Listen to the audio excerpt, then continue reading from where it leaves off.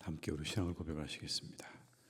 나는 전능하신 아버지 하나님 천지의 창조주를 믿습니다. 나는 그의 유일하신 아들 우리 주 예수 그리스도를 믿습니다.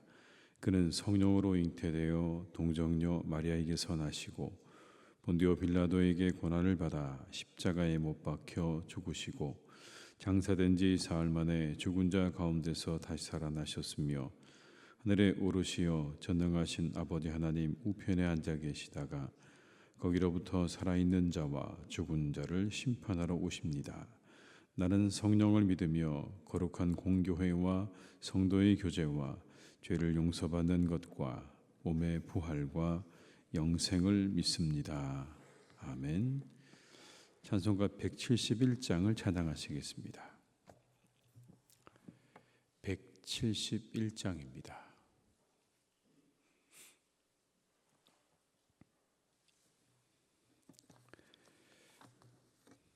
171장을 함께 찬양하시겠습니다.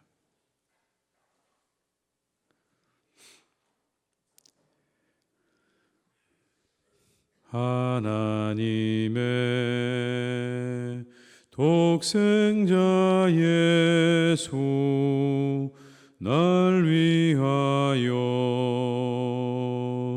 오시었네.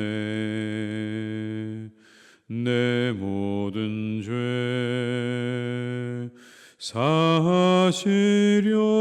사하시려고 십자가 지셨으나 다시 사셨네. 살아계신 주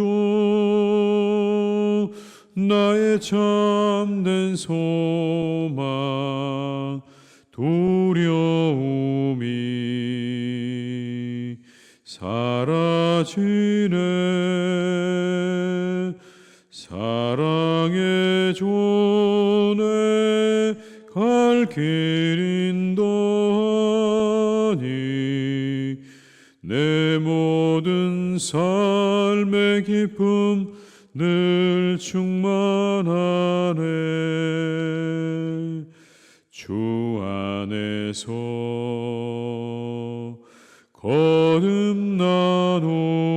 거듭나노리 기뻐하며 찬양하리.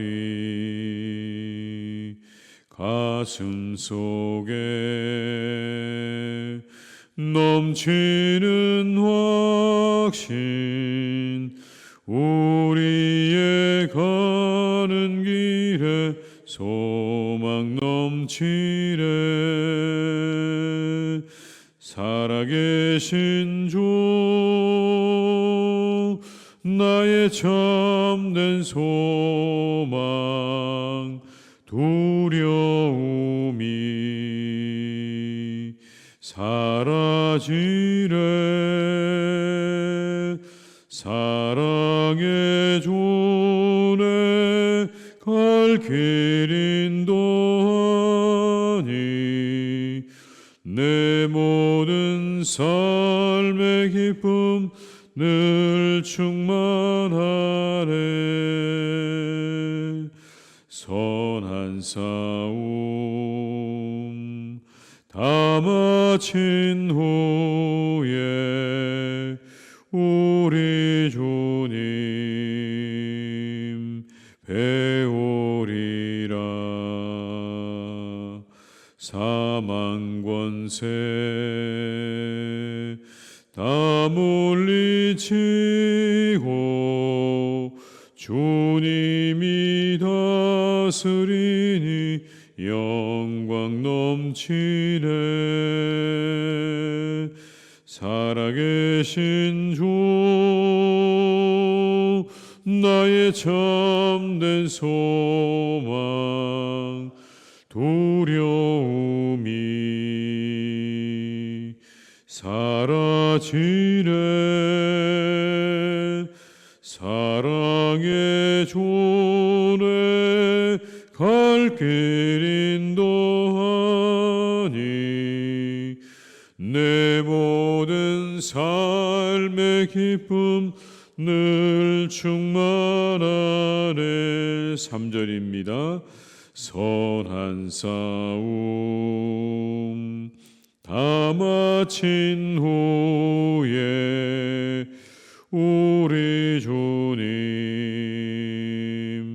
배우리라. 사망 권세 다 물리치고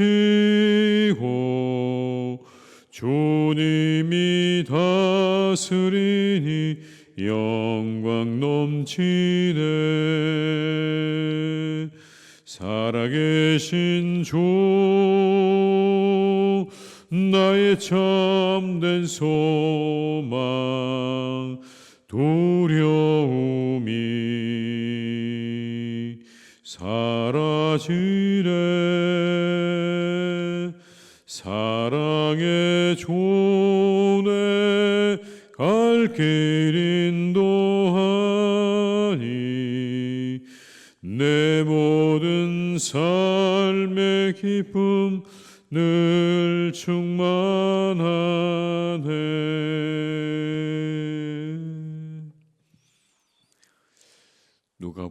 누가복음 24장 44절에서 49절의 말씀입니다. 누가복음 24장 44절에서 49절입니다.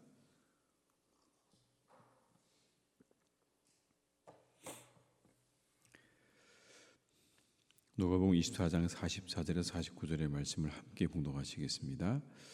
또 이르시되 내가 너희와 함께 있을 때에 너희에게 말한 바 곧 모세의 율법과 선지자의 글과 시편의 날을 가리켜 기록한 모든 것이 이루어져야 하리라 한 말이 이것이라 하시고 이에 그들의 마음을 열어 성경을 깨닫게 하시고 또 이르시되 이같이 그리스도가 고난을 받고 제3일에 죽은 자 가운데서 살아날 것과 또 그의 이름으로 죄사함을 받게 하는 회개가 예루살렘에서 시작하여 모든 족속에게 전파될 것이 기록되었으니 너희는 이 모든 일의 증인이라.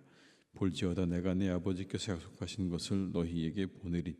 너희는 위로부터 능력으로 입혀질 때까지 이 성에 머물라 하시니라. 아멘. 부활하신 예수님께서 제자들에게 나타나신 이유가 있죠. 그것은 예수님의 고난과 부활의 의미를 알게 하시기 위해서입니다. 왜 고난받고 부활하셨는가를 알게 하시기 위해서 그들에게 나타나신 겁니다. 이 모든 일들이 그냥 갑작스럽게 일어난 일이거나 어떤 그냥 우연의 일치가 아니라 이 모든 일들은 철저하게 하나님께서 사람들을 구원하시기 위한 과정에 있는 일들이었다라는 것을 알게 하시려고 부활하신 예수님께서 그들 가운데 나타나신 겁니다. 그리고 그것을 밝히고 계시는 겁니다. 46절과 47절의 말씀을 다시 제가 읽어드리겠습니다. 또 이르시되 이같이 그리스도가 고난을 받고 제3일에 죽은 자 가운데서 살아날 것과 또 그의 이름으로 죄사함을 받게 하는 회개가 예루살렘에서 시작하여 모든 족속에게 전파될 것이 기록되었으니. 예수님께서 오시기 전에 모든 사람들은 죄의 굴레를 쓰고 사망의 음침한 골짜기에서 신음을 한 겁니다. 그들을 위해서 예수님께서 오신 겁니다. 그들의 모든 죄를 사하시기 위해서 오셨다. 자신이 이 땅에 오신 이유를 아주 분명하게 밝히고 계십니다. 죄사함을 받게 하기 위해서 오셨다는 거예요. 사람들의 모든 죄의 문제를 해결하기 위해서 이 땅에 오셨다. 그 모든 죄를 십자가에서 담당하시고 그리고 부활하셨다. 그 부활이 무엇인가? 그 죄사함의 놀라운 구원이 확증되는 겁니다. 예수님께서 그걸 확증하시는 거예요. 하나님께서 그것을 확증하시는 거라고요. 사람들을 향해서 내가 너희들의 모든 죄를 십자가에서 지고 대신 지고 죽었다라고 하는 그 말이 참이라고 하는 걸 확증시킨 게 뭐냐면 부활의 사건인 겁니다. 십자가와 부활의 의미를 설명해 주시는 거예요. 이 일들이 그냥 일어난 게 아니라 철저하게 하나님의 약속 가운데 이루어진 것임을 또한 말씀해 주고 계시는 겁니다. 44절과 45절의 말씀을 한번 같이 읽어보시겠습니다. 또 이르시되 내가 너희와 함께 있을 때에 너희에게 말한 바 곧 모세율법과 선지자의 글과 시편의 나를 가리켜 기록된 모든 것이 이루어져야 하리라 한 말이 이것이라 하시고 이에 그들의 마음을 열어 성경을 깨닫게 하시고. 모세율법과 선지자의 글과 시편에 기록된 모든 것이 이루어져야 하리라 한 말이 이것이다. 예수님께서 죽으시고 부활하신 건 그냥 갑작스럽게 우연히 일어난 일이 아니라 이미 오래전에 성경에서 다 기록하고 있다는 겁니다. 그리고 그것을 예수님께서 하나하나 가르쳐 주셨다라는 말씀인 겁니다. 엠마오로 가는 두 제자들에게 예수님께서 똑같이 하셨습니다. 그들에게도 말씀을 가르쳐 주셨습니다. 여러분 27절의 말씀을 제가 읽어드리겠습니다. 이에 모세와 모든 선지자의 글로 시작하여 모든 성경에 쓴 바 자기에 관한 것을 자세히 설명하시니라. 예수님께서 그렇게 자세하게 설명하셨다는 거예요. 이미 성경에 기록되어진 구약에 나오는 예수님에 대한 이야기를 하나하나 짚어가시면서 설명하셨다는 겁니다. 나의 고난과 나의 부활은 철저하게 하나님의 말씀 속에 다 이미 기록되어져 있는 것이다. 예언되어져 있는 것이다라는 겁니다. 여러분 지난 주일에 저희가 함께 사도행전 2장의 말씀을 가지고 말씀을 나누었습니다. 거기서도 마찬가지로 베드로가 이 모든 일들은 약속의 성취입니다라고 설교를 했습니다. 하나님의 약속이 이루어진 일입니다라고 설교를 했는데 그 가운데 그가 예로 들었던 게 뭡니까? 다윗의 시편이었습니다. 다윗의 시편인 16편을 인용해서 말을 합니다. 그 구절은 이거였습니다. 이는 내 영혼을 음부에 버리지 아니하시며 주의 거룩한 자로 썩음을 당하지 않게 하실 것이미로다. 시편에 나오는 이 말씀이 이루어졌다는 거예요. 베드로가 그렇게 말을 합니다. 다윗을 통해 말씀하셨던 그 말씀이 예수님의 부활에 대한 말씀이라고 설교를 하고 있는 거예요. 여러분 그가 무슨 근거로 이 구절이 부활에 대한 말씀이라고 설교할 수 있을까요? 어떤 근거로 이 다윗의 시편에 나오는 이 구절이 예수님의 부활을 증거하는 거라고 예언하는 거라고 설명할 수 있겠습니까? 이건 오늘 본문에 나오는 예수님께서 그들에게 성경에 나오는 모든 구절구절을 읽어주시면서 이게 나에 대한 이야기라고 가르치셨던 그 말씀 가운데 한 구절이었던 거예요. 다윗의 시편 16편에 나오는 이 구절은 내가 다시 부활할 것을 이미 성경에 기록하고 있는 것이다라고 예수님께서 가르쳐 주신 게 아니고서는 여러분 베드로가 그렇게 말할 수 없는 겁니다. 들은 겁니다. 듣고 그들에게 전해주고 있는 거예요. 예수님은 자신의 고난과 부활이 철저히 약속된 하나님의 구원의 역사라는 것을 말씀해 주고 있는 것입니다. 이것이 예수님의 고난과 부활의 의미인 거예요. 그 모든 것들은 하나님의 모든 계획 가운데 있었던 것이고 그리고 그 가운데 부활은 그 우리의 죄사함의 확증이다. 구원의 확증이라는 겁니다. 우리 모두가 이 부활의 때에 이 주님께서 우리에게 주신 놀라운 구원의 은혜에 더욱더 감사하고 또 기뻐하는 마음으로 살아가시기를 주님의 이름으로 축복합니다. 하나님이 오래전에 우리를 향해서 그와 같은 계획을 가지고 계셨다고 성경은 말씀합니다. 갑자기 이루어진 일이 아니라 하나님께서 그렇게 오래전에 계획을 가지고 계셨다가 그 일을 우리 주님을 통해서 이루신 겁니다. 그리고 마침표를 찍으신 게 바로 부활입니다. 그 부활의 놀라운 은혜와 구속의 은혜를 우리가 찬양하는 시간들로 잘 보내시기를 주님의 이름으로 축복합니다. 그리고 그들에게 이제 제자들에게 사명을 주세요. 그 사명이 뭐냐면 증인으로 살아야 된다는 겁니다. 48절의 말씀입니다. 너희는 이 모든 일의 증인이라. 이 모든 일의 증인이라. 그들에게 사명을 주시는 거예요. 너희들은 이제 사명을 받았다. 증인으로 살아야 된다는 거예요. 제자로 부르시고 세상으로 보내셨습니다. 그들을 제자로 부르셔서 그들에게 사명을 주십니다. 증인으로 살아야 된다라고 하는 사명을 주시죠. 복음을 위해서, 하나님 나라를 위해서 그들을 세상으로 보내세요. 그런데 그 뒤에 나오는 말씀이 참 우리에게 위로가 되고 은혜가 됩니다. 그렇게 보내시는데 그냥 보내시지 않는다는 겁니다. 그냥 그들 개개인의 능력을 믿고 주님께서 이제 가라 라고 말씀하지 않으셨다는 거예요. 잠깐 예루살렘에서 너희들은 기다려야 한다 라고 말씀하십니다. 하늘에서 내려오는 능력을 입을 때까지 너희들은 여기를 떠나지 말아라 라고 그렇게 말씀하시는 거예요. 함께 말씀을 한번 볼까요? 49절의 말씀을 한번 같이 읽어보시겠습니다. 볼지어다 내가 내 아버지께서 약속하신 것을 너희에게 보내리니 너희는 위로부터 능력으로 입혀질 때까지 이 성에 머물라 하시니라. 위로부터 능력으로 입혀질 때까지가 무슨 의미입니까? 이게 성령의 임재를 가리키는 말이에요. 성령이 너희들에게 오시기까지 이 성을 떠나지 말라는 겁니다. 그리고 약속하신 성령이 또 그들에게 오셨죠. 그리고 그 이후에 어떤 일이 있었습니까?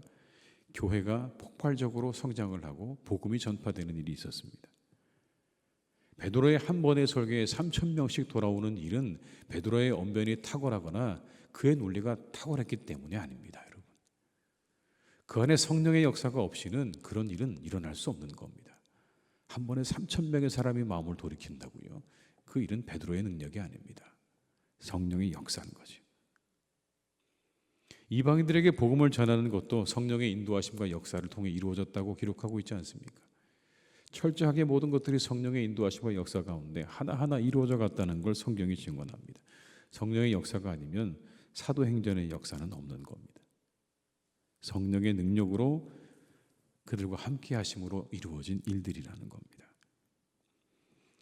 하나님의 일에 하나님께서 함께 하십니다.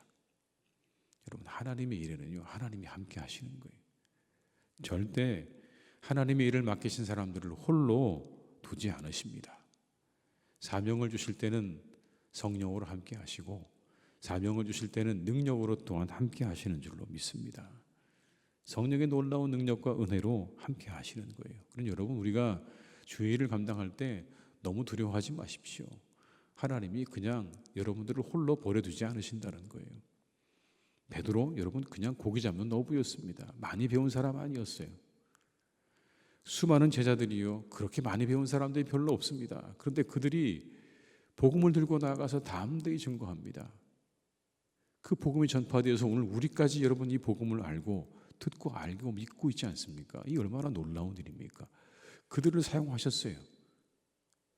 그냥 그 갈릴리 호숫가에서 고기 잡고 있던 어부들을 택하셔서 복음을 전하게 하셨습니다. 그들에게 어떤 능력이 있었겠습니까? 그들에게 그렇게 탁월한 능력이 없었을 겁니다. 그런데 누가 함께 하신 겁니까? 성령이 함께 하셔서 그 모든 일을 함께 하시도록 도우시는 거예요. 하나님이 우리에게 사명도 주십니다. 때때로 우리에게 해야 할 사명을 주실 때 여러분 너무 두려워하지 마시고, 내가 사명을 받으면 하나님이 나와 함께 하실 거다, 그 일에 함께 하실 거라는 믿음으로 그 일들을 잘 감당하시기를 주님의 이름으로 축복합니다. 더불어 여러분, 이 오늘의 말씀 우리에게 얼마나 큰 위로가 되는지 모릅니다. 부활한 이후에 예수님께서 모습을 통해서 제자들을 인도하시는 것을 보게 됩니다. 상처난 자신의 몸을 보여주시고 함께 먹고 말씀을 전해주시고 사명을 주시고 이후에 성령으로 함께 하시겠다는 이 말씀 속에서 얼마나 제자들을 사랑하시고 인도하시는지를 우리가 알 수 있어요. 그들의 그 연약함을 너무나 잘 알고 계시는 것도 보여져요. 그들의 그 무지함도 연약함도 주님은 잘 알고 계셨고, 그래서 다시 오셔서 그들에게 말씀도 전해주시고 그들과 함께 먹기도 하시고 또 그들에게 성령을 약속하시면서 너희들은 홀로가 아니라는 것을 분명하게 말씀하고 있지 않습니까? 그 주님이 우리와 함께 하시는 줄로 믿습니다. 우리도 인도하실 겁니다. 우리도 먹이실 것이고요, 우리와도 함께 하실 겁니다. 그 주님을 더욱더 사랑하시고 그 주님을 더욱더 의지하시기를 주님의 이름으로 축복합니다. 그때 우리들을 인도하실 거예요. 그 삶이 복된 삶이라는 걸 기억하시면서 이렇게 제자들을 인도하셨던 우리 주님과 성령을 의지하시는 복된 하루가 다 되시기를 주님의 이름으로 축원합니다. 기도하시겠습니다. 아버지 하나님, 우리 주님은 사랑의 주님이십니다. 부활하신 이후에 우리 주님은 제자들을 찾아오셨습니다. 그들을 먹이시고 그들과 함께 하시고 그들에게 말씀을 다시 가르치시고 그들에게 성령을 보내주셨습니다. 그들의 연약함과 그들의 부족함과 그들의 무지함을 잘 아셨습니다. 그래서 그들을 다시 찾으셨고 다시 말씀하셨고 그리고 성령까지 그들에게 보내주셨습니다. 부활의 증인으로 살라 말씀하시며 그들을 홀로 두지 아니하시고 그 증인의 일을 감당하기 위하여 성령을 그들에게 보내주셨습니다. 얼마나 놀라운 하나님의 사랑인지 모릅니다. 아들을 보내어 주시고 십자가에 그 아들을 내어주시고 그 아들을 다시 살리셔서 또다시 보내주시고 말씀해 주시고 그것도 모자라 성령을 보내주셔서 우리를 인도하시고 우리와 함께 하시는 하나님, 이 놀라운 하나님의 은혜를 우리가 어떻게 높이지 않고 찬양하지 않을 수가 있겠습니까? 주님, 날마다 우리가 더욱더 주님을 의지합니다. 우리 하나님을 의지합니다. 이 믿음을 우리에게 주시옵소서. 더욱 주님 의지하게 하시고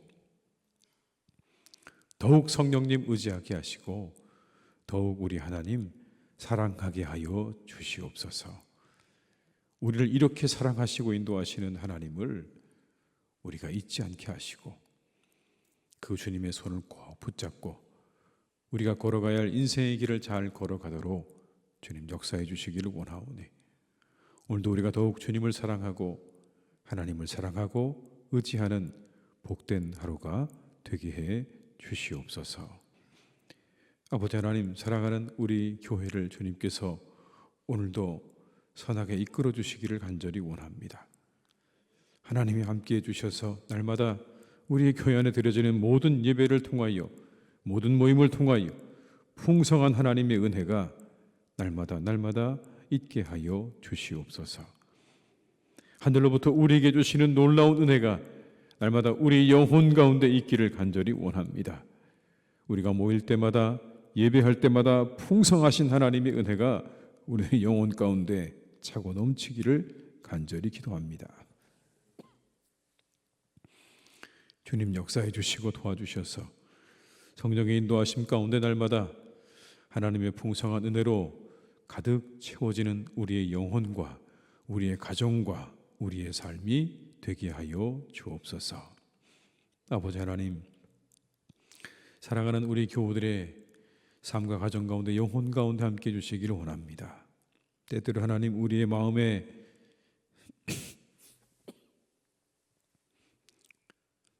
문제가 생기기도 하고 우리 영혼에 병이 들기도 합니다. 그렇게 하나님 우리의 마음과 영혼에 병이 생기고 문제가 생겨서 잠시 신앙의 슬럼프가 찾아왔거나 또 교회를 잠시 떠나 있거나 그리고 시험이 우리들의 영혼 가운데 닥쳐오는 그런 우리의 교우들이 있습니까? 하나님께서 그분들에게 은혜를 베풀어 주시기를 간절히 원합니다. 그 모든 것들을 잘 극복하고 헤쳐나올 수 있도록 주님께서 능력으로 역사하여 주시옵소서. 더욱 든든한 믿음이 되게 하여 주옵시고 더욱 튼튼한 믿음이 되도록 그 모든 시험과 어려움들을 잘 이기고 일어날 수 있도록 도와주시기를 원합니다. 하나님께서 도와주시고 함께하여 주옵소서.